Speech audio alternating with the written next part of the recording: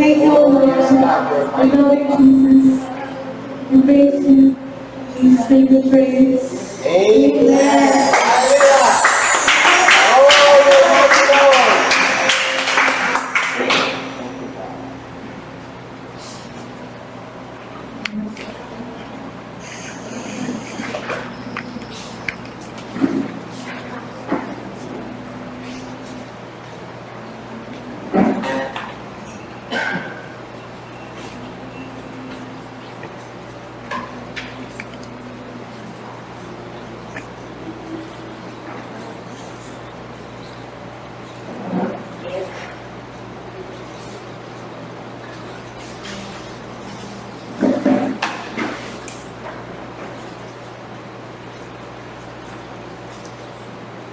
Magandang umaga po sa inyo lahat. Marami na naman tayo. Kung bibilangin ninyo, kala nyo po tayo. Kala nyo po, kukupilan po tayo. Marami po tayo. Kasama natin dyan mga amin. Yes, God. Nung isang beses, sabi ko po, nakikinig po ako kay Dr. Myers regarding this tungkol sa mandate lang sa atin, bawat sa atin. Nakita ko po doon na habang tayo ay nagsaserve sa Kanya, lalo na pagdating sa Matthew 28, 18-20, alam po natin yan. Sabi nga iba, gasgas na daw po yan. Actually, ang salita ng Diyos, hindi ko nag-gasgas yan. It will never fade, Maglalago ang lahat, pero ang salita ng Diyos will still remain. Amen. Pero ang napakahalaga po talaga, yung salita niya sa atin ay nandito sa puso natin. Diba? Kailangan yung salita niya nasa puso natin. Ano sabi ni David sa mga salita, your word, O Lord, is in my heart. Ang salita ba ng Diyos ay nasa ating puso? Amen. Praise God. Hindi naman ito sa bahay. Kundi dapat nasa puso natin. At praise God, sa umaga nito, asensya ko, ako yung nabibigay. Hindi ko kumalaman, parang malakas na ang boses ko, parang hindi ko pa rin na. Parang may anyway, may speaker naman. Hallelujah! Tayo po'y manalangin. Takin ng Diyos sa makapangyarihan sa lahat. Maraming salamat po sa umaga kay ganda na yung pinagkaloob sa araw nito. Maraming salamat po, Diyos. Muli kami po'y nagkasama-sama upang marinig, Panginoon, ang iyong mga salita, ang iyong mensahe sa umaga ito, Panginoon. Tunay na ang salita mo ay buhay na patuloy na nananahan sa aming mga puso. Maraming salamat, Panginoon, samahan mo kami sa umaga nito at ang banal na Espiritu Santo sa pagpilo sa aming pananampalataya. Maraming salamat po, Panginoon. Ito po aming sa ating dalangin. Ito kami sa Panginoon ng Jesus. Amen. Praise God. Hallelujah.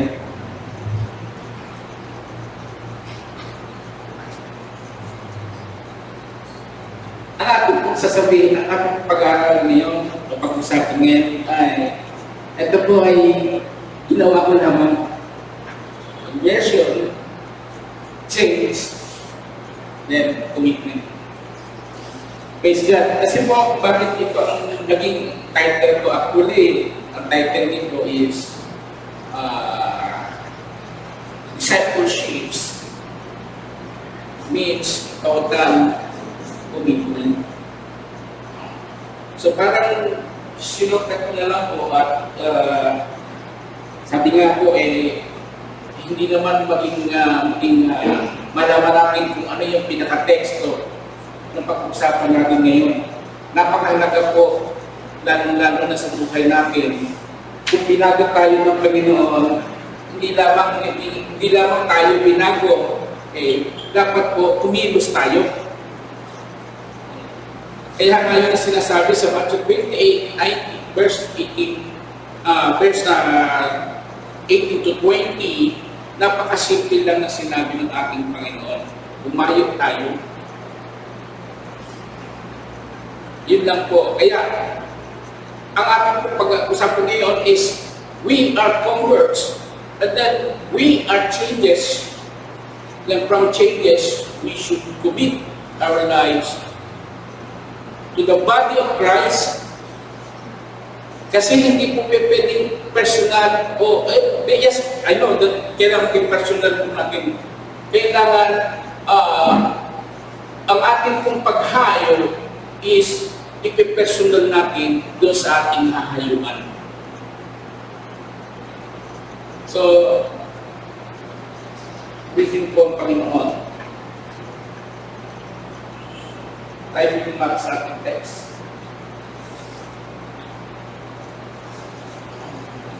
Ang ating pong text na natatagpuan natin sa Acts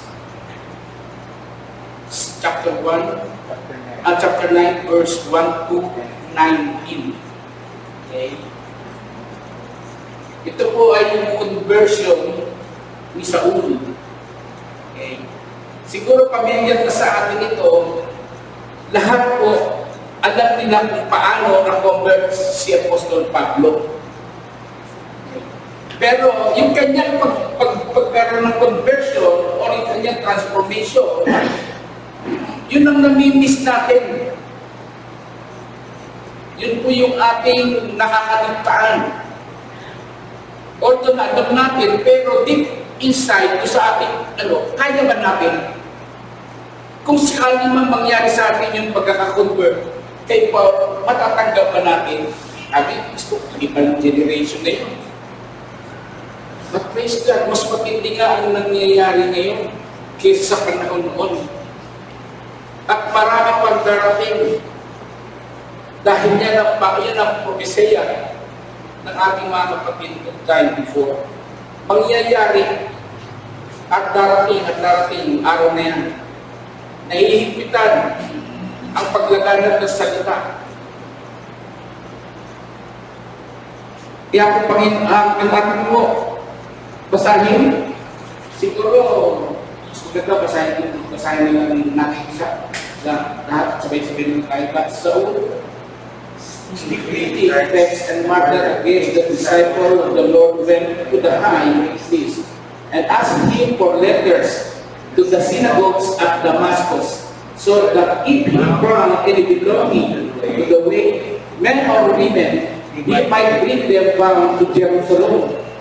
Now, as he went on his way, he approached Damascus, and suddenly a light from heaven shone around him, and falling to the ground, he heard a voice saying to him, Saul, Saul, why are you persecuting me?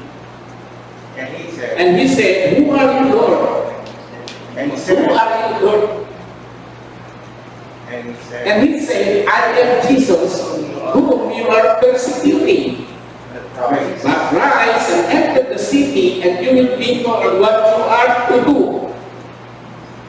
The men who were traveling with him stood speechless, hearing the voice but seeing no one. Saul rose from the ground, and although his eyes were open, he saw nothing. So they led him by the hand and brought him into Damascus. And for 3 days he was without sight, and neither ate nor drank. Now there was a disciple at Damascus named Ananias. The Lord said to him in vision, Ananias, and he said, Here I am, Lord.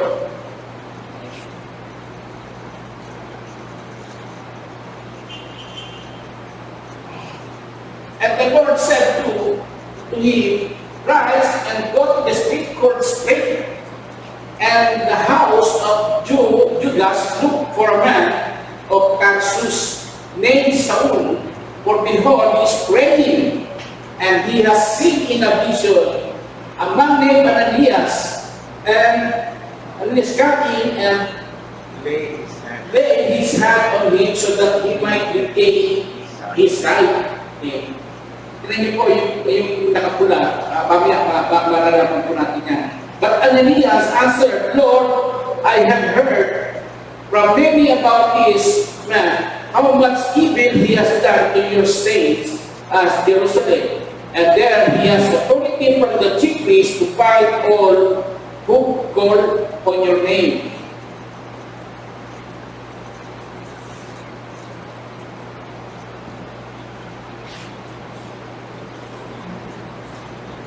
Then, but the Lord said to him, go for his chosen instrument of mine to carry my name before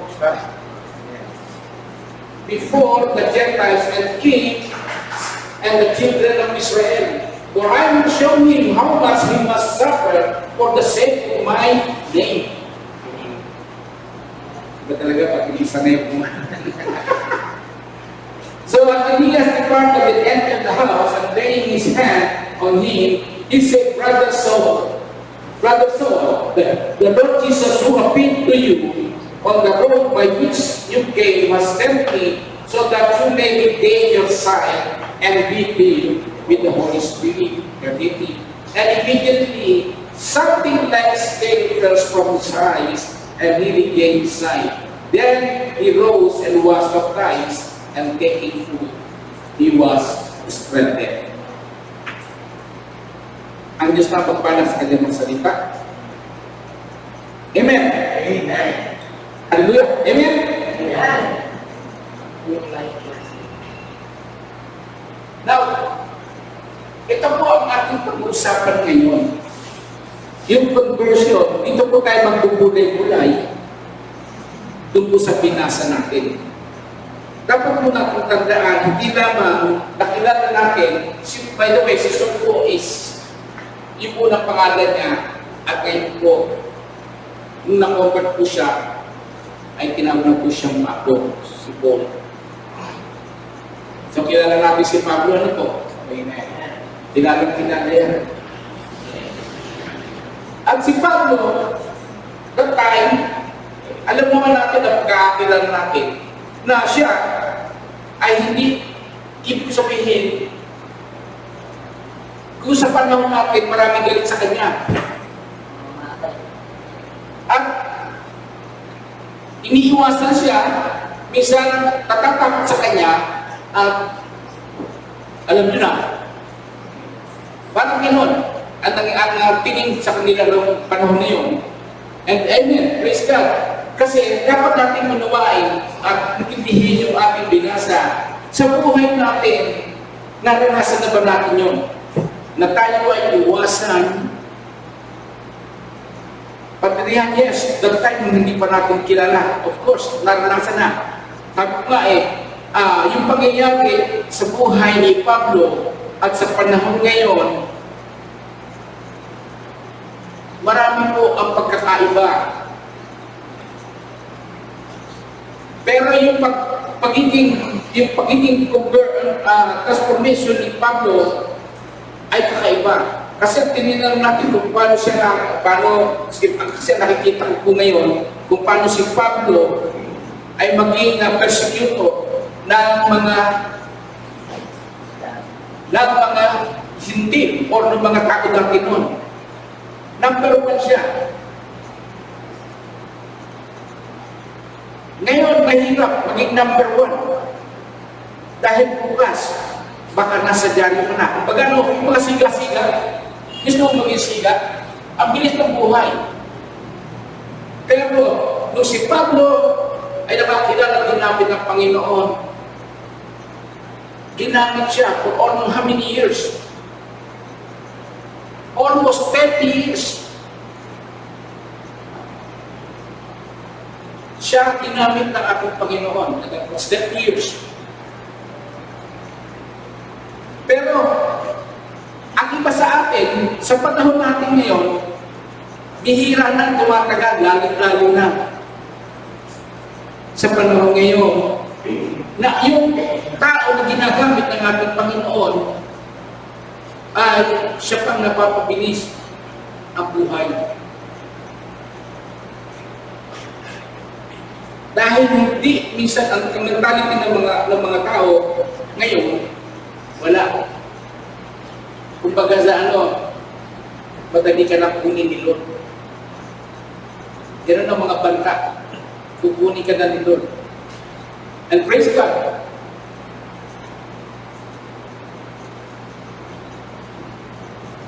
Many knows the story of soul conversion, but many miss the meaning of it and how it applies to Christian today. Sa panahon natin, not all of us have everything together, especially in the church or body of Christ. Ngayon, i-apply natin yung conversion, hindi lang yung conversion niya, kundi kung paano tayo mag-convert at kung paano natin gagawin kung ano ang ginawa after na ma-convert si Pablo. Yan po ang kailangan ng Panginoon. Yan po ang kailangan ng Diyos sa buhay natin. Kaya nga po dapat sa isang local church, napakahalaga na mayroong isang at least mayroon man ng member.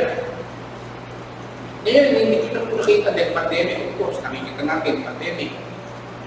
Napakahalaga na mayroon talaga po ginagamit ang Panginoon. Hindi lamang po every Friday. Meron po dapat bumahayo.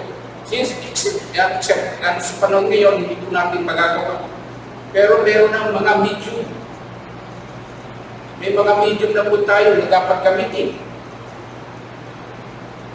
Ang ginagawa po ako, after kahapon, kagabi, ay meron po akong kausap ng taga Saudi Arabia.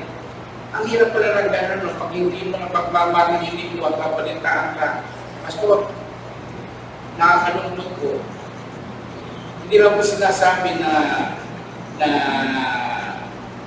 yung pagkawala ko doon is kumakonti sila. May panahon talaga na sinusubukan ng isang local church. Karang ng panahon, sinusubukan, nililiglig talaga. Pero let's go back to Christianity. When it comes to dwelling together, we are often rub each other the wrong way as we read to our text this morning. So all conversion give us a unique backstage look into our lives. Dapat alalahanin natin kung paano si Pablo nagalit ang tao, pero ngayon, pagpasahan ng ngayon, siya ay ginagamit pa rin kahit na wala na siya rito because of his deeds.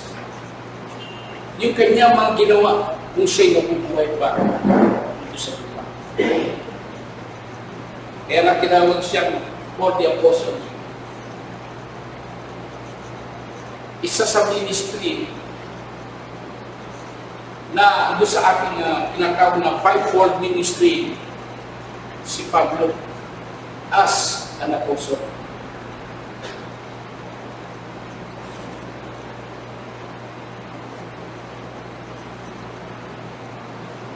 Today we are going to see and feel the marvelous work of Jesus Christ in His church.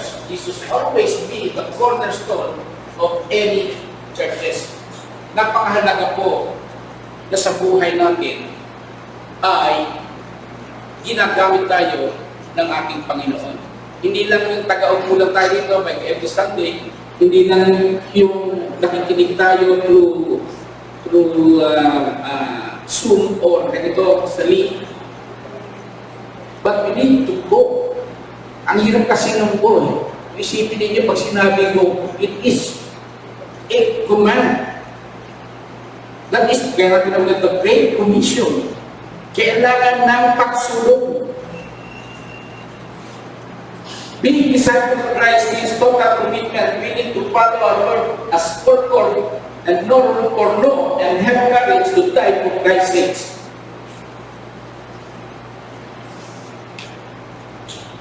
Mga kapatid, sabi ni Charles Spurgeon, I believe that every Christian ought to be joined to some visible church that he is his plain duty according to the scriptures.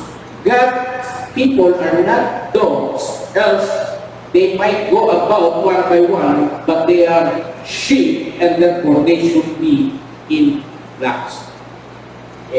Sinasabi po dito ni Church Spurgeon na ang church kailangan gumagalaw, kumikilos. Sa Saudi Arabia po minsan, ang kagandahan po sa Saudi Arabia, after ng gawain, meron po get together. Start po kami doon, from 9 o'clock up to 12, minsan naabot pa ng hapon hanggang gusto magkasama kasi doon na lang sila nagkikita-kita every Friday. Ito naman po kakaiba, kaya hindi ko pwede i-compare ang Saudi Arabia dito sa Pilipinas, which we can do, magagawa namin. Sabi ko din, sa situation natin ngayon, mahirap. May mga risk na dapat tayong iwasan. But anyway, doon po sa binasa natin,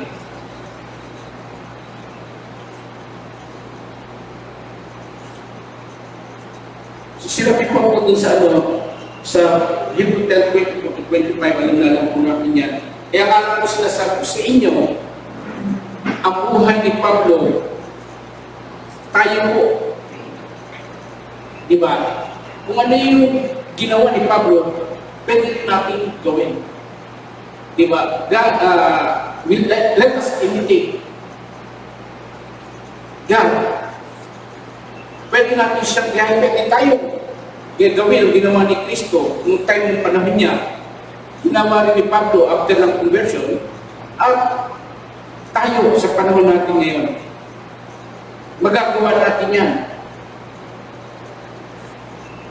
And let us consider how we may spur one another on towards love and good deeds, not giving up meeting together as some are in the habit of doing, but encouraging one another and all towards as you see the day approaching. Mga kapatid, parating na po ang Panginoon.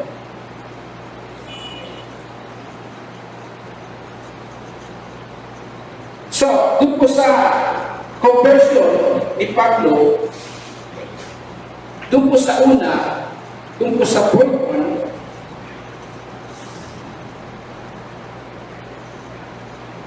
sa verse 1 to 5, Paul, a servant of Rome and well-educated Pharisee, is persecuting. Okay? Noong time po, na si Pablo, yung pagkalawag po sa kanya, makikita po natin, siya naman ngayon ang nape-persecute. Kaya nga po yung time, di po pag masasabi ninyo, humingi ng pahintulot si Pablo na lahat ng mga naniniwala kay Kristo o sumusunod kay Kristo ay tutugisi niya. Yeah. As a servant and well-educated Pharisee na ngayon, tanda po natin si Pablo po ay edukado ako. Matalino po siya. Kung aking matatandaan, estudyante siya ni Gamaliel. Ni Guro Gamaliel. Estudyante po siya. Ibig sabihin, pag ito estudyante, ng isang kinikilalang guro o tao, napakatalino mo. At tandaan natin, si Pablo ay servant o sundalo ng mga taga-Roma. Ng Roman government that time. Paul is bent on holding tradition and he is not changing for everyone. Sinusunod niya yung tradisyon. Kung ano yung ginagawa nila o tradisyon nila noon, sinusunod niya. So, nung tayo pupunta kasi, inayos pa ba sa? Inayos. alam niyo nung panahon ngayon, si Pablo, alam niyo naman, is one of the Roman soldiers. Alam niya, ang mga Romano dati noon na pinabuutos, nung kanilang leader, si Pilate o si Roman, nung panahon na yun, pinatutungis lahat ng follower ni Kristo. Yun lang naman ang dahilan. So tingnan po natin kung paano ang nangyari kay Pablo.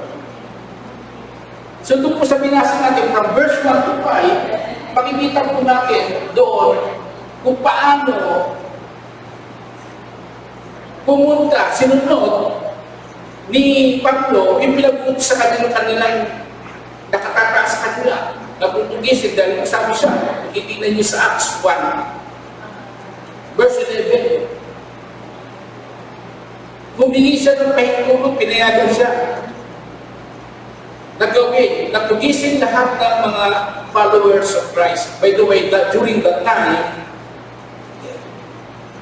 ang tawag po sa mga nanampalataya kay Kristo is follow His way. Ano ibig sabihin po ng follow His way? Remember, John 46, Jesus is the way, the truth, and the life. So yung tinutukoy na follow His way, yung si Jesus Christ. Alam niyo yung di ba may mga quote pala sinabi, ito mapapanood ko lang sa pelikula. Di ba? Yung mga agent na yun, mga detective, alam nila eh. May mga quote sila eh. Kaya alam nila kung sino, yun lang nakita nila. Yung sumusunod kay Kristo, yun ang kanilang target. Yun ang target ni Pablo. Pero sa pangyayari nito, inano siya ng ating Panginoon. Kahit sumunod siya doon sa pinagagawa sa kanya na nakakataas. Remember, titignan po natin sa verse 1 to 5, binulag siya eh. In fact, di ba binulag siya? Paano pa siya makakatiretso kung siya ay bulag? Kung paano siya makakatugis na siya ay bulag? Wala siyang kapangyarihan ngayon. He is not anymore in church. Okay, hindi naman talaga siya in church eh. Doon sa kanya, mga nagtatas sa kanya, siya ang in church eh. Ngayon po, sa kanya nangyayari sa buhay niya, hindi na siya ang in church. Alam niya na, alam niyo ba si Pablo, simula pa noon, bago siya na-convert, marami nang pahiwatig sa kanya. Dahil siya ay sumusunod doon sa nakakataas sa kanya, ginagawa na lang niyo. Trabaho lang po. Dahil ito po ang pinag-uutos sa akin. Although na meron siya, dahil sa tradisyon nila, o sa kultura nila, bilang Jew, okay, tanda po natin si Pablo ay parang siya ay Romano. Pero ang kanyang mga magulang ay mga Hudyo. Kaya alam niya yung tradisyon, yung relihiyong Judaism. Alam niya at nakapag-aral pa siya doon sa purong magaling. Kaya, nung time na yun, alam niya. Pero marami na siya encounter, marami na eh. Kaya nga sabi ni Datay, para President Lolo, trabaho lang ito, lang personalan. Ginagawa ko lang ito dahil pinag-uutos sa akin. Pero the time na experience niya, kung ano ang ginawa sa kanya ng Panginoon, makikita po natin yan doon.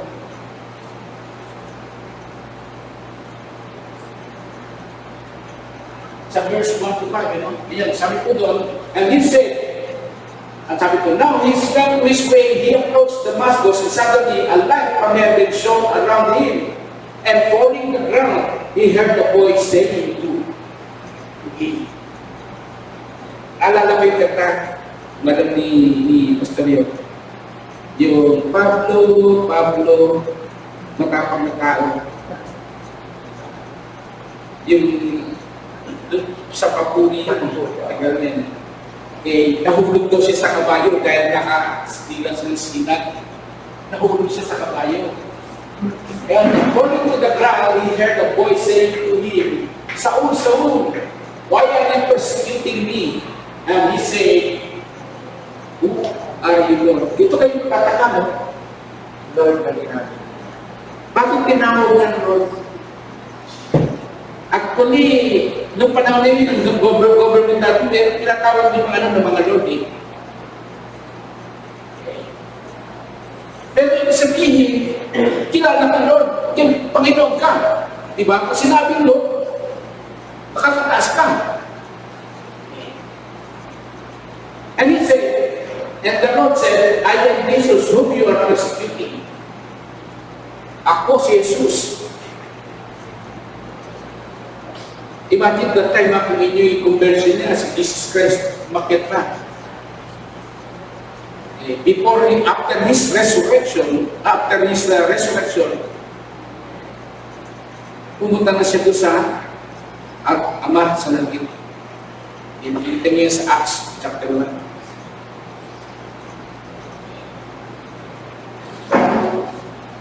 At ang sabi dito, ako si Jesus na iyong tinutugis at inaalipusta. Pag sinabing inaalipusta, that time, hindi man siya. Pero, alam mo naman siyempre, pag nagagalit sila kay Kristo, hindi man physically that time na ginagawa ni Pablo. Pero yung kay mga soldiers, kung paano siya pahirapan. But rise and enter the city and you will be told what you are doing. Tingnan po natin doon sa 6. Bumangon ka dyan. Bumasok ka doon sa city. Tanda po natin, yung panahon na yun, ang target nila city na pupuntahan is Damascus. Saan po ba, usupan natin ngayon, nasa ang Damascus? It was in Turkey. Nasa Turkey po yun. Pumunta po siya doon para sundin yung sinasabi sa kanya ng sundalo. And after that, so, kilala na po natin, nakilala natin si Pablo sa panahon natin ngayon, kilala siya. Pero yung pangyayari nyo na hindi natin naisip, lubos ba siya, bakit nangyari kay Pablo ito? Bakit nangyari kay Pablo? Ito ba'y sinadya? Ito ba'y talagang nangyari sa kanya? O plano na ng ating Panginoon? Remember, salvation is not an accident. Ang kaligtasan ay hindi po aksidente yung nangyayari sa atin. Ito po ay plano ng ating Diyos sa buhay. Tanda po natin, no? Yung plano ng Panginoon before pa sa atin. Okay. Kaya nga si Kristo nagpunta dito to yung ibalik yung kingdom na nawala. Kasama ito sa kingdom lahat yung nangyayari sa atin ngayon. Yun ang plano, yun ang mandate ng Diyos Ama. Kaya nga isinugo si Kristo para sa kaligtasan ng sanlibutan. The man who traveling reduced to speechless, hearing the voice, but seeing no one. Dahil bulag siya eh. Wala siya nakikita eh. So, much like we see in church today, this is what will happen to us. Although hindi tayo pare-parehas kung paano tayo na-convert. Pero titignan natin, ano ba ako pagkatapos? Ano ba ang masasabi mo? Pag tinawag ka ng Diyos, ano ang sasabihin natin? Lord, here I am. Send me.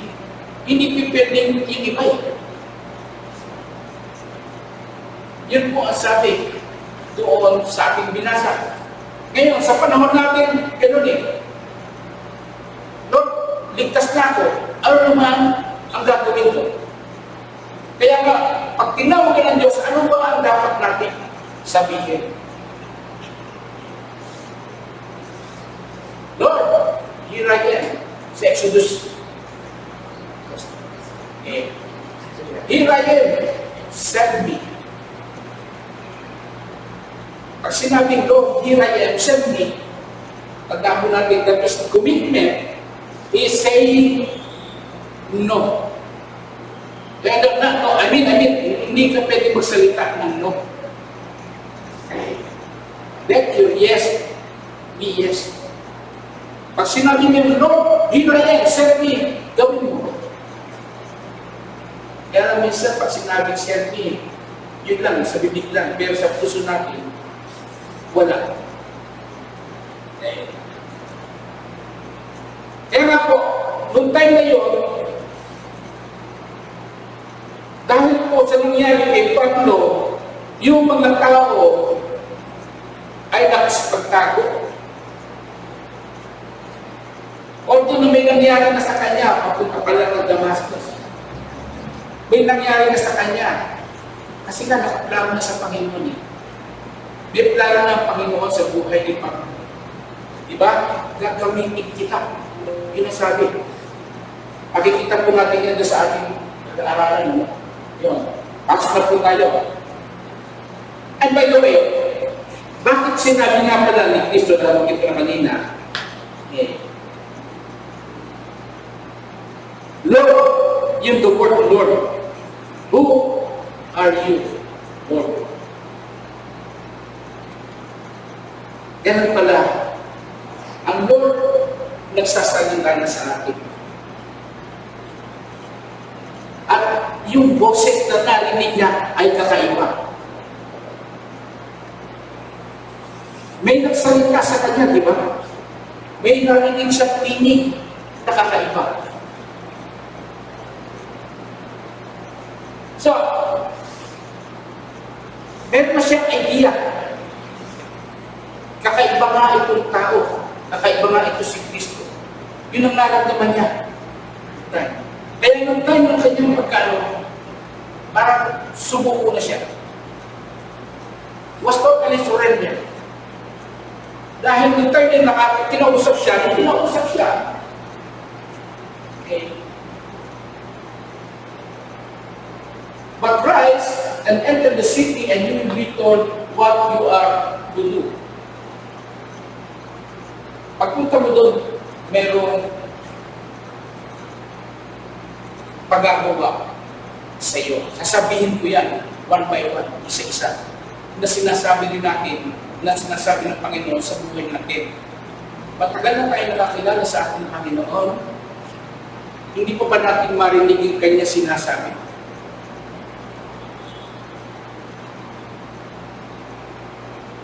The most important na sinabi sa atin, yung pinaka-mensahe ng Lord sa atin, yung number one message ng Lord sa atin na dapat ipagawa.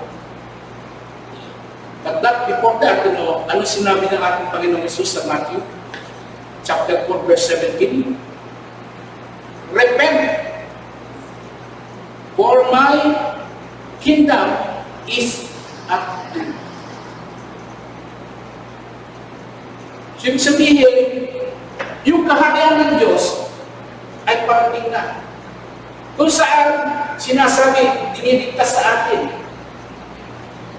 ang kaharian ng Diyos ay nasa atin na. Pagmula ng ating tinanggap ang ating Panginoon. So, noong time na yun, nung nangyari na kay Pablo, sumunod naman ang pangyayari. Ito naman si Ananias. Okay. Agad natin, makikita natin sa Bible, sa Book of Acts, dalawa yung Ananias doon. Si Ananias, asawa sa Pira.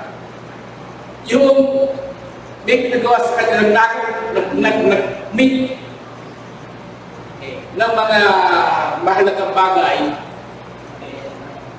na nag-usap sa kanya ang Panginoon. Bakit ka nagnakaw? Yun po si Ananias.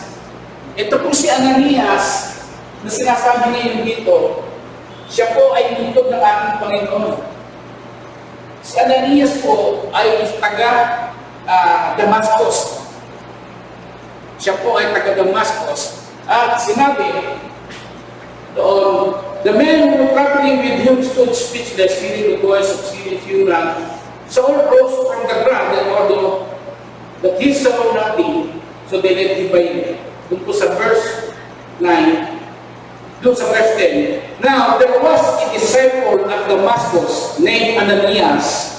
The Lord said to him in vision, Ananias, and he said, here I am. So, tagnan po natin, napakahalaga ng here I am. Pag sinabing here I am, ibig sabihin nun, narito po ako, ang inyong pong lingkod. Diba? Sa isang kaharian, o sa isang malaking tawagan mo, mas ngayon sa panahon ngayon, yung mga servant nila, pag tinawag sila ng amo nila, ang bilis nila ng Diyos. Kailangan sundin mo yung pinagagawa ng kanilang amo. Pag hindi, at ito nga si Ananias, and he said, here I am, Lord. Ano sabi sa kanya? Rise and go to street. Go to street.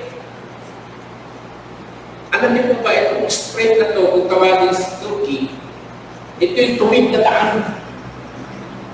Hindi po yung tuwid na daan yan, no? Ikibuloy pa. Okay. Tuwid na daan, meron po ito, straight sa Turkey. Ibabasahin po yung mapa na makikita nyo, straight sa Damascus. And that house of Judas looked for a man of Tarsus named Saul, for behold, he is praying. Nangangaral po siya doon. Si Pablo. Imagine na, kung titignan po natin, nung pangyayari niya nakita doon, nag-stay siya doon because ang hirap sa isang bulan na maglakad, di ba? Alam niyo, si Pablo nakaranas na parang isang pulubi na kailangan naman na yan kung saan pupunta. Naranasan niya maging beggar doon sa pangyayari na siya ay binulang ng ating Panginoon. Nabulag siya.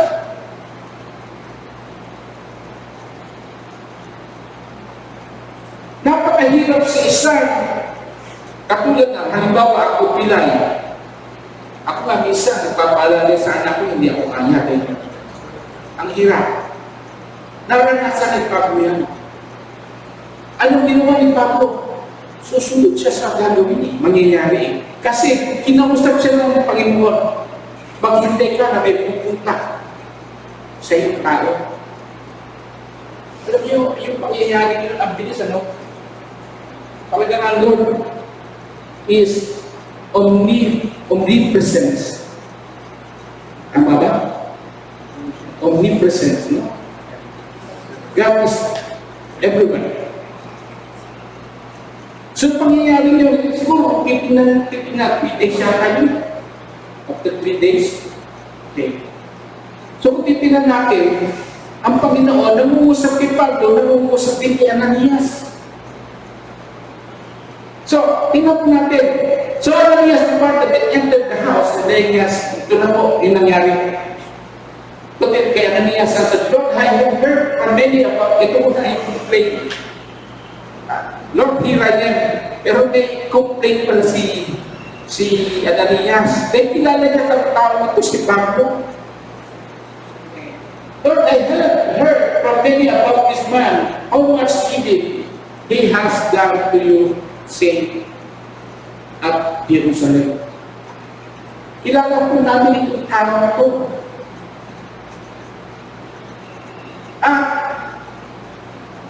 Alam niyo na ang ginagawa sa kanila.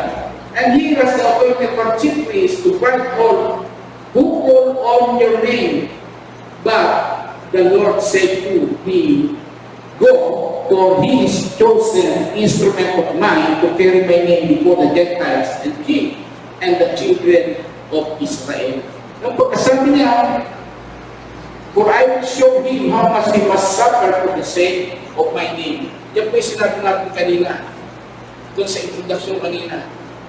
Are we willing to follow Christ for the sake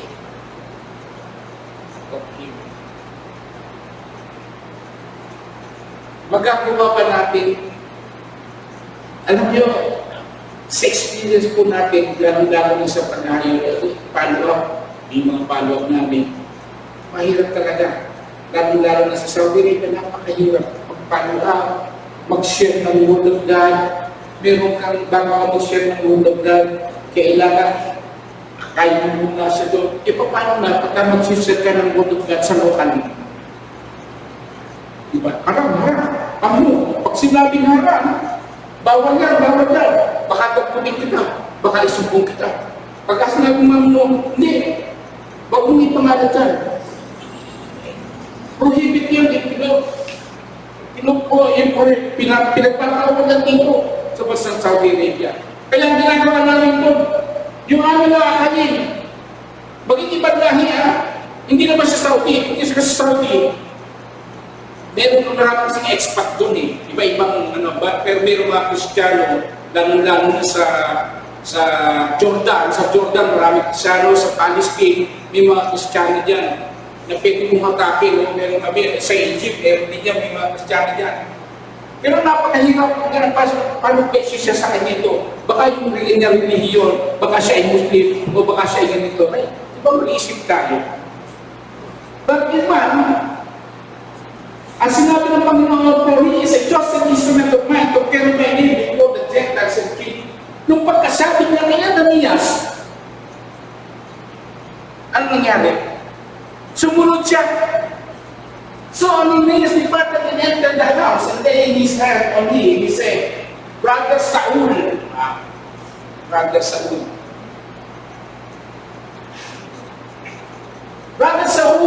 Lord Jesus, who appeared to you on the road by which you came, has sent me so that you may regain your sight and be filled with the Holy Spirit. Ay yun naman ang sinabi ng ating Panginoon. Ginawa ni Ananias kung ano yung sinabi sa kanya na punta mo siya doon, ipanalangin mo siya.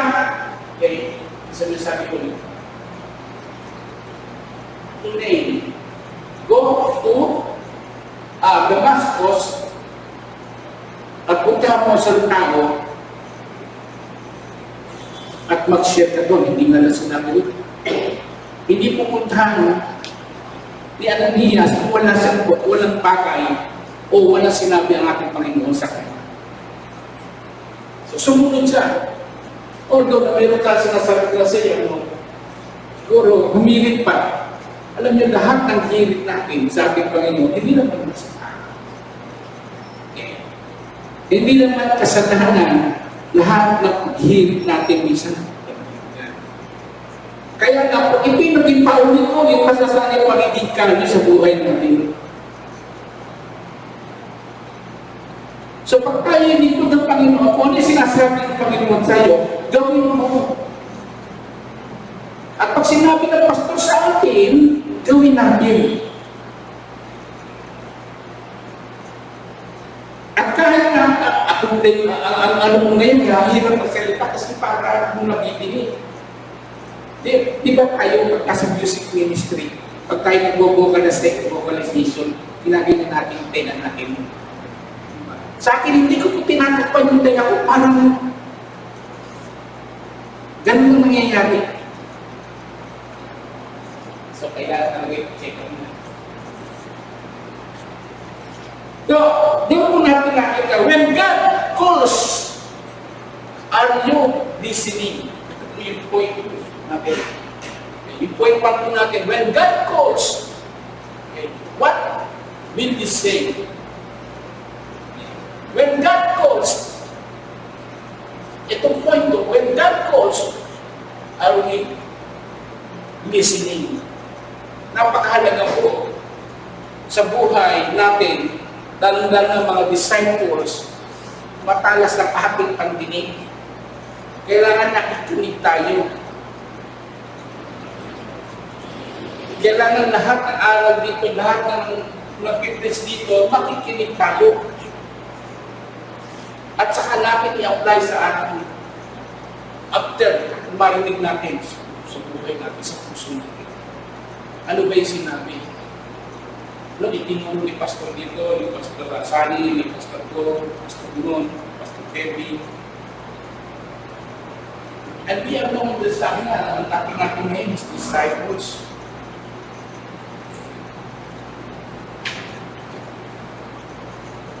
Napakahalaga po sa atin na bukas ang ating pagdinig kung ano yung importante kung ano yung sinasabi ng Panginoon. Ako minsan nagagalit sa akin ang itanong ninyo. Pag kami sinasabi ko, pakinggan mo na.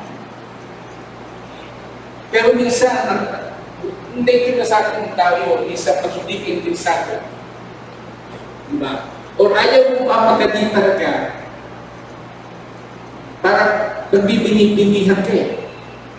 Ganun po. Nature na ng tao yun. So, ang ano po nito is, what importance here is, kung ano yung narinig natin, yun ang gagawin natin. Ang pagsunod ay hindi isang, ang ating pong pagsunod o pagkalima ay hindi po isang bagay na napakahirap gawin. Lalo-lalo na kung ang Panginoon na nagsabi sa iyo. Imagine ito si Ananias, kung ano yung sinabi sa kanya, humirit nga lang siya ng konti. Pero nung ginawa, tumalima din siya sa sinasabi. Di ba? Ano yung ng ating Panginoon kay Ananias?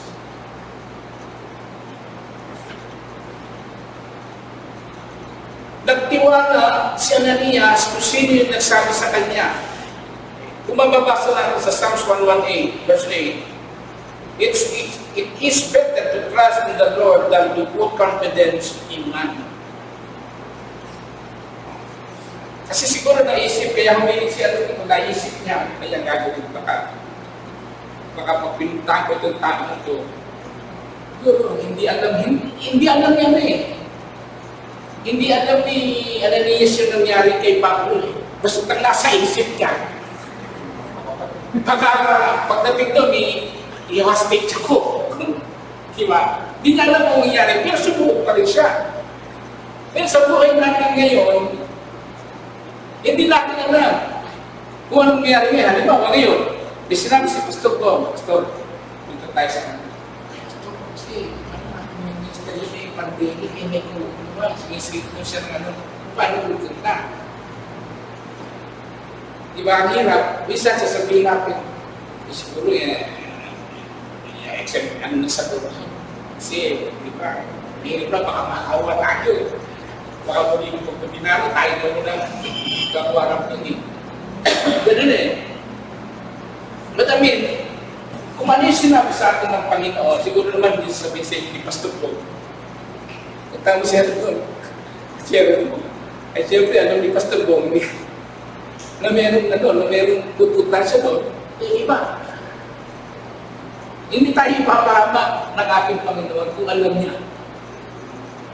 Pag sinabi niya, andun, may gagawin ng Panginoon. For protection ng tayo na. Kaya kung na nangyari, kay Ananias. At pagkatapos na punta ng doon, ano nangyari? Nilehas niya si Paul at nagbalik ang kanyang paningin. But before that, tandaan ko natin, yung nangyari kay Pablo, nung bumalik ang kanyang paningin. Doon po sa istorya kasi tagal, siguro yung time span. Hindi ko lang po hinalugay. But, no, kung ano yung nangyari after na bumalik ang paningin ng ating ni Pablo. So,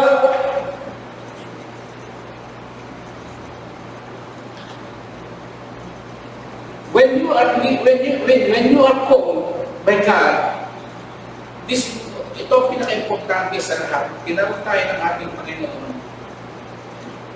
Napakahalaga lahat ng instruction at lahat ng sinasabi ng Panginoon doon sa Word of God. Pero alam naman natin na ang Word of God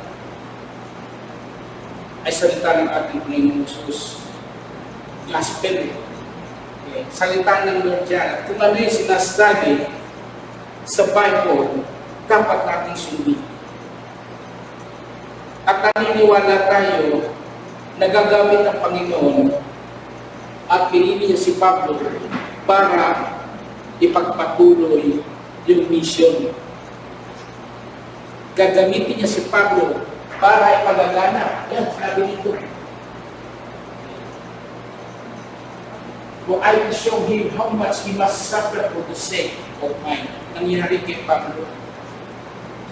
Kaya nung ginamit si Pablo, naranasan niya kung paano niya ginagawa dahil sa mga sa mga naniniwala kay Kristo, naranasan din niya na siya ay makaranas ng threat, makaranas ng. Now let's go to the point B.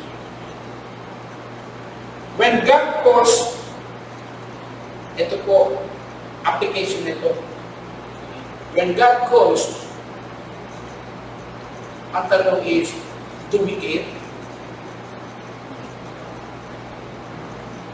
Yung sabihin, so malima tayo, hindi kasi ang po natin minsan, sumusunod, narinig natin yung sinabi ng ating Panginoon, and after that, okay, susunod ako kasi yung sinasabi. Pero, ang puso mo nasaan? Tanda po natin, paghahayo tayo, may nabasa po ako doon, before tayo humayo, it should be intentional. Wala kang hindi dapat hindi mo pwedeng subukan natin. Subukan natin. At yung pupuntahan mo, kailangan meron ka ng tinatawag na nakakarinig ka na. Merong relational na tinatawag.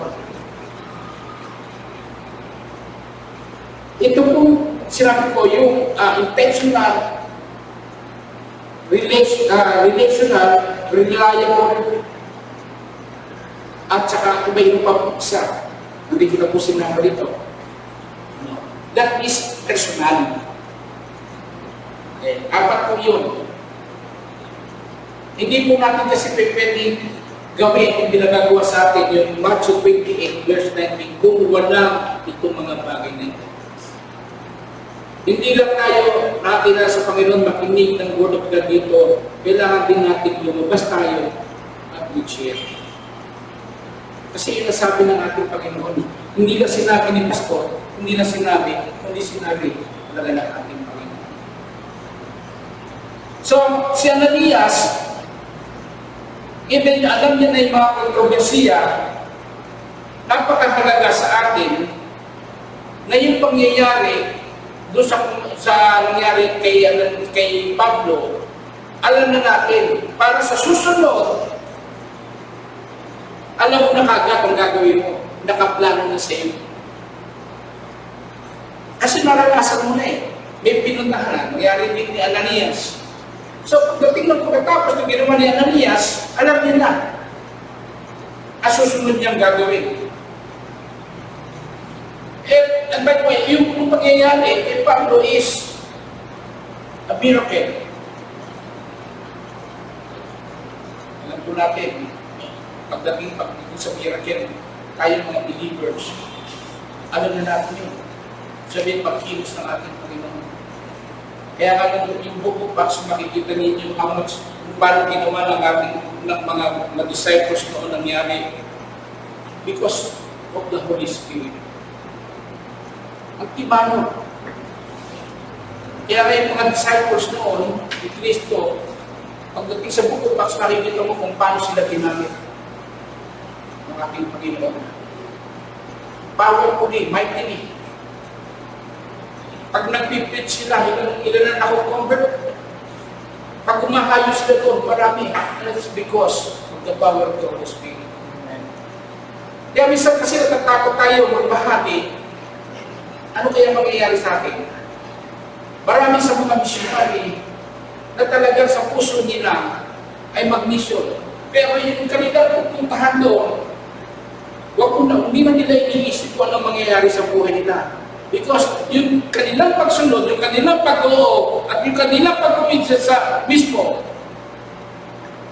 ay hindi sila pababayaan ng ating Panginoon. Huwag tayo matakot, mga kapatid. Kahit na dumating ang time na ipagbawa ng salita ng Diyos dito sa atin. Even sa church, pagka tayo nagsishare dito, mga kapatid, pag tayo po ay nag-i-invite, lalo na nag-i-invite ng kapag-ibigan o kapitbahay, nag-i-invite dito. Huwag po natin kagad tingnan kung ano yung tao na yun. Minsan kasi pag nag-legend ka ako, meron isang nakakakilala na hindi yan nangyayari sa kanya, mahirap yan. Pero yung tinawag tayo ng Lord dito sa church para magkaroon ng pagkakaisa. Not only physical, but also spiritual. We have that unity in spirit. Kung ano yung sinasabi sa akin ng Panginoon, ito ang gagawin ko sa iyo. Ito ang gagawin ko sa iyo. Kung ganito, ganyan. O, Joey, ito ang gagawin mo. Praise God. Because yung sinasabi sa akin, yung nagsasalita sa akin, wala iba kundi ang ating Panginoon Jesus.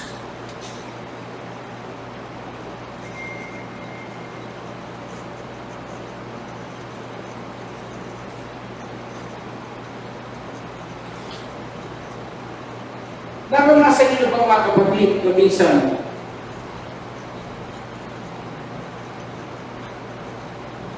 sa buhay natin ay nakaranas tayo.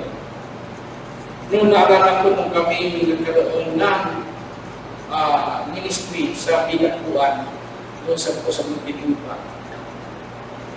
Nasaan pa kami? Nasa PUP pa kami dati. Meron po kami pinuntahan sa Muntinlupa. At doon po kami napunta sa isang tinatawag na Petro. Doon sa mga kasi meron po mga building doon. Doon po kami napunta sa Petro. At sabi po sa amin namin, gusto, nasa PUP yan tayo, PUP po kami. At napasama lang po ako. I think that was Catholic Charismatic mo. Nag-join kami sa kanila para maranasan.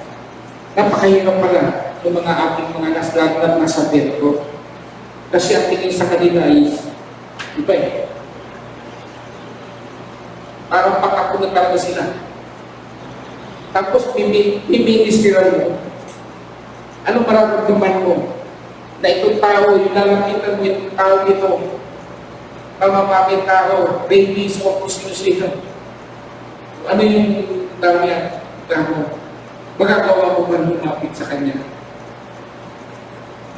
Samantala, minsan iba kung hindi man mga misyonaryo, magpupunta doon sa Pinagpuan, minsan sa hospital, tapos pupunta ka sa hospital, yung pupuntahan mo ay habang buhay na, maghihingal na. Magagawa mo o maglapitan, lalo na ipinagbabawal doon, kailangan. Naranasan ko po kasi napakilala ko yung mga dahil nagkaroon ako ng H1N1. Hindi pwede, pag tumatalo sa atin yung mga kapatira, parang naka-spacesuit. So, ang hirap iba. Pero tayo matala, mga kapatid. Dito sa loob ng church natin, dito sa ating sa loob mismo ng simbahan natin, meron ba tayong care sa labas, sa mga tao na nasa labas? Nga lang magprabot, nahirapan tayo. ito po yung open, yung lapang, lapang katlagi.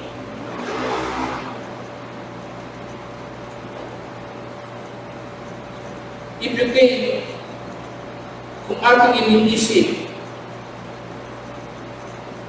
kung ano yung ating gagawin at pinagagawa sa atin ng Panginoon, at iniisip natin, napakahirap ko kung pinagagawa mo.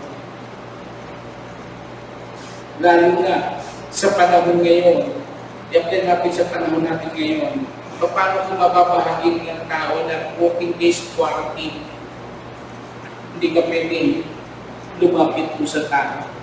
Para kapatid, minsan mahirap makipag-usap na para kang preso na para kang tumalaw sa preso na mag-uusap na kayo na nakikita nyo yan sa dinadalaw sila ay nakapon lang, coach phone ba yun? Patch phone lang.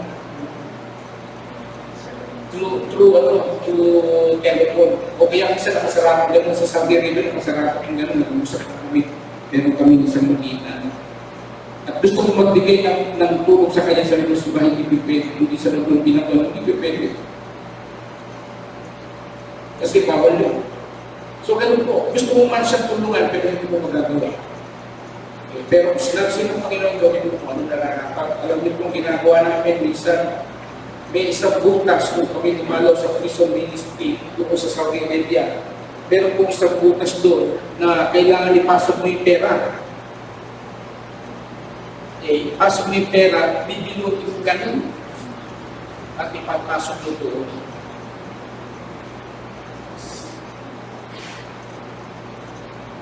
Purihin po ang Diyos. Ang sinasabi na po sa atin ng Lord ay ito. At po natin, tayo po, dito sa loob, wala pong perfecto. Let's not church perfect.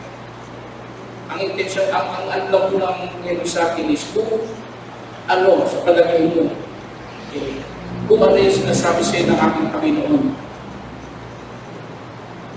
Tandaan po natin, we are chose. Di tayo pumili sa ating Diyos, siya ang pumili sa atin. Pinili niya tayo to bear much fruit. Para magbunga tayo. Ano sinabi sa John 16:17?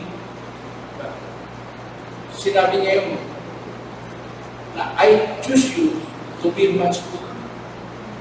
Ibig sabihin, magbunga ka.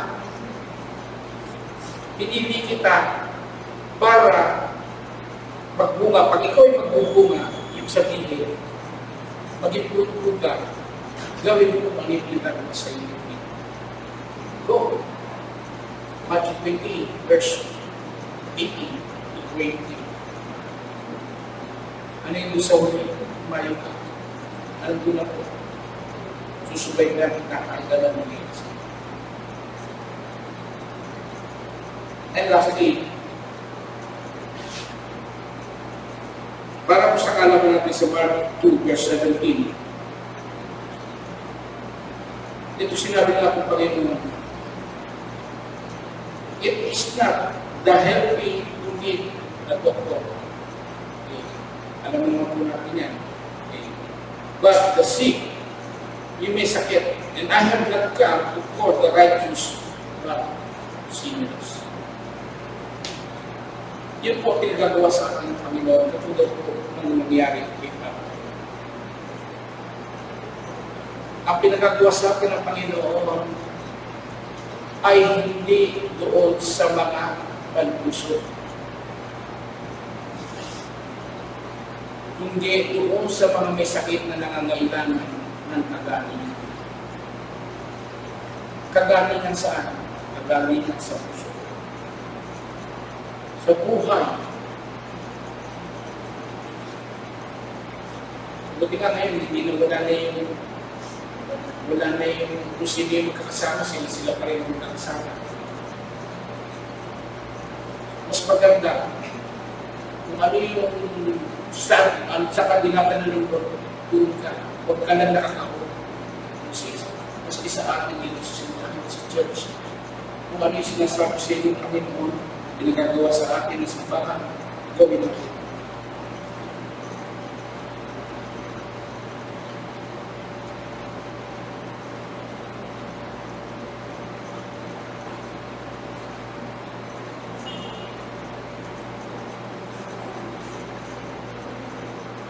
Jesus blessed not only sex, division, and division. Church life is amazing because we are missing individuals with problems. Jesus is perfect. He made us all things new. It is only Him. Praise God. I pick my God.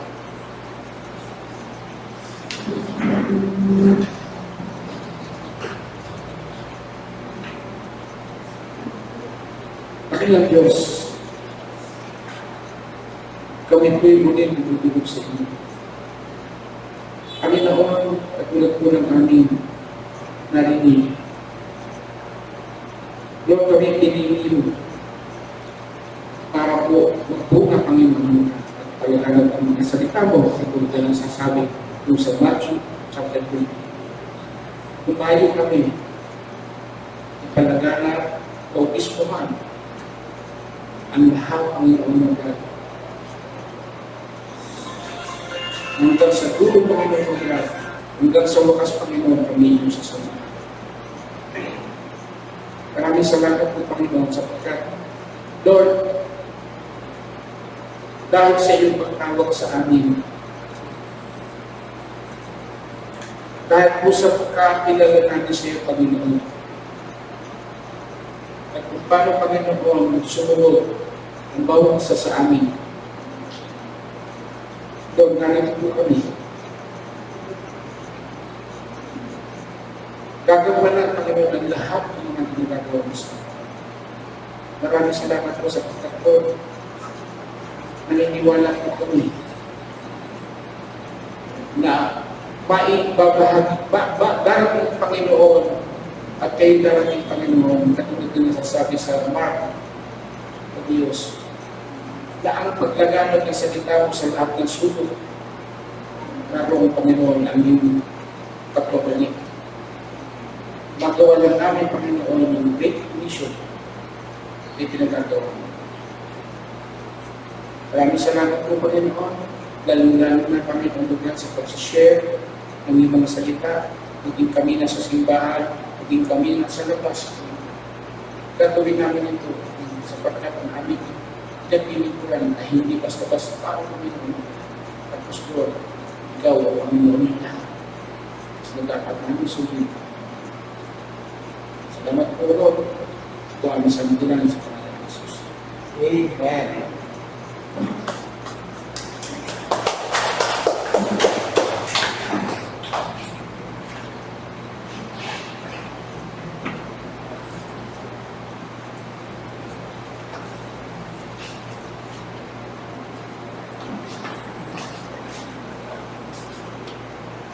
Isang mapagpalang umaga po sa ating lahat. Tayo po ba'y na-bless sa message ng Panginoon sa Panginoon? Praise God. So, bago po tayo tumako sa ating mga announcements, ipag-pray po natin ang ating mga offerings. So, let's bow our heads in prayer. Sa Heavenly Father, maraming salamat po sa umagang ito. We thank you, Father, for our lives, for your protection, for your abundant blessings, Panginoon. Truly, Lord, that we celebrate each day with thanksgiving in our hearts. And every day is a special day, Panginoon, because every day is a blessing from you. Lord, we acknowledge na lahat ng meron kami ay nanggagaling sa iyo, Panginoon. And truly, Lord, that you are the source of our blessings. Ikaw ang aming Jehovah Jireh, the source of our financial blessings, Panginoon. Lord, pinagkakaloob natin sa inyo ang aming mga offerings as a sign of our love, as an act of our obedience, and as a form of our worship, Panginoon. Enable us, Father, to give cheerfully and generously, Panginoon, at alam namin na kung kami ay nagbibigay, ito ay ibabalik na sa amin na siksik, biglig, at nabuong mapaw. Here our offerings, Panginoon, will be used in our ministry sa church namin, to spread your word and to help those who are in need, Panginoon. Lord, patuloy mo kaming hawakan and work mightily, Panginoon, sa aming mga buhay, sa bawat area ng aming buhay. Binibigay namin sa iyo ang aming kaloob ng buong puso, and we praise you, Father God. We bring you back all the praises and the glory in Jesus' name. Amen.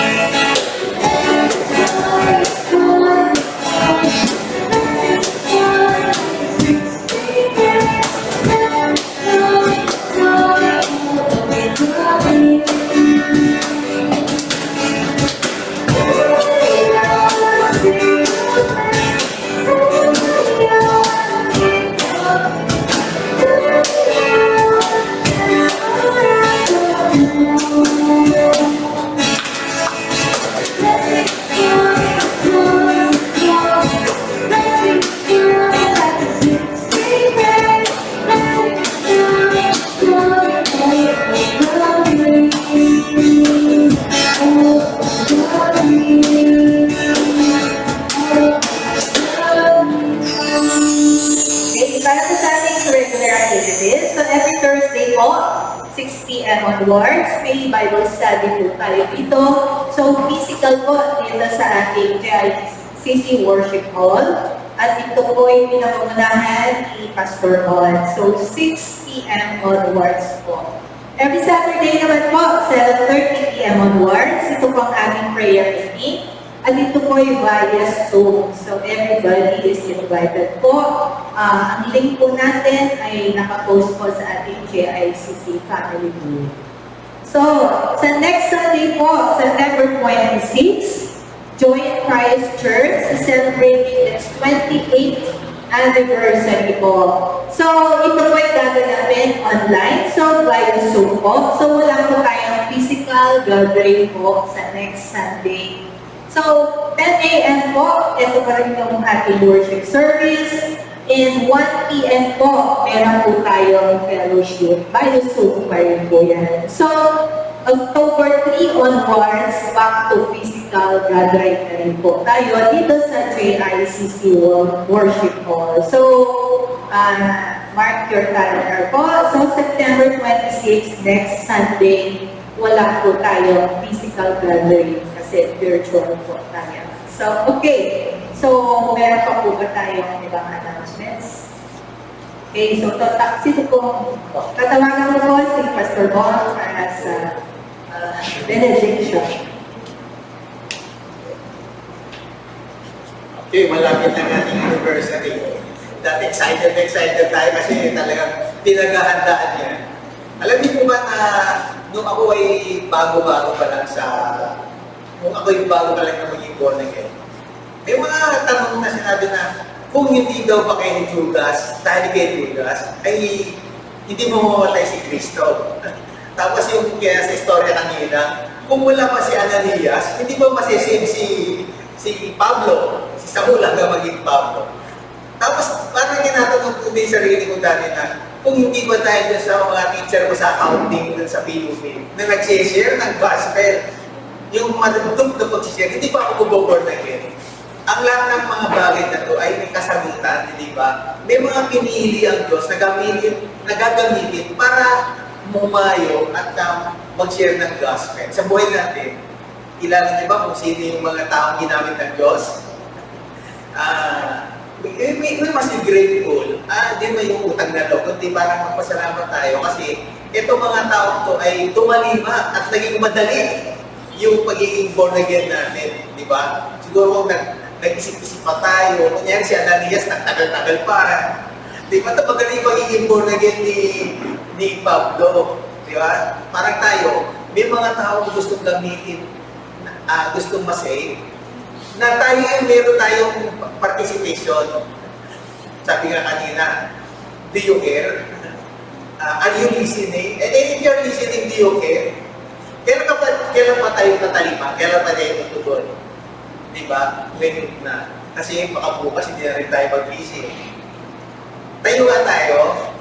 Aren't you grateful na malakas kayo nandito? Walang magkakaiba yung mga nagkasakit at gumaling. Na tayo na nagising. Na walang karamdaman pero nagising. Pare-pares na tayo binibigyan ng Diyos ng maraming chances. We consider this just a grace. Amen. Yung nagkasakit, gumaling, tayo na nagising, pare-pares lang na grace. Sabi nga ng Diyos, ang pagmamahal ng Diyos ay parang kinumpara sa mga pagmamahal sa mga ibon. Walang nagpapakain sa mga ibon, pero nabubuhay sila. So let's take this opportunity na gamitin natin yung kalakasan ito na mag-share. Let's pray. Panginoon, maraming salamat po sa buhay ni Pastor Joey na nakapag-share po ngayong araw na to. Despite na nagkakaroon po siya ng physical na problem, O God, Lord, itinataas ko po ang kanyang kagalingan, Panginoon, sa kanyang pakikipag-appointment kay Dr. Navarrete, Lord God. Kumilos po kayo upang malaman po ang source ng problema at kayo rin po, Panginoon, ang siyang magbigay ng kagalingan. Ikaw po aming best doctor, O Lord God. Ginagamit mo lang ang mga kinakasangkatan mo lang, Panginoon, ang mga magagamot na ito upang malaman ang aming physical na problema. Ngunit ikaw pa rin, Panginoon, ang siyang tunay na nagpapagaling sa amin. Lord, sa araw nito, Lord, maraming salamat sa mensahe namin natanggap. Tunay nga po, Panginoon, na may mga tao na kinakasangkapan mo na magsishare ng gospel upang ang mga tao ay makarinig ng iyong salita at sila ay tumugon. Banal na Espiritu Santo, maraming salamat sa buhay namin na nung kami ay tumanggap sa Panginoong Yesus. Lord, ikaw ang siyang nagbigay sa amin ng signal sa aming mga puso na tumalima at mag-born again, O Lord God. It is because by your Spirit, O Lord God, who made all of these things possible. Ngayon, ang pagpapala ng Diyos Ama, ang pagmamahal ng Diyos Ama, at ang pakikipisan ng banal na Espiritu Santo ay sumating lahat. At ang lahat ng anak ng Diyos ay magsabi na, Amen!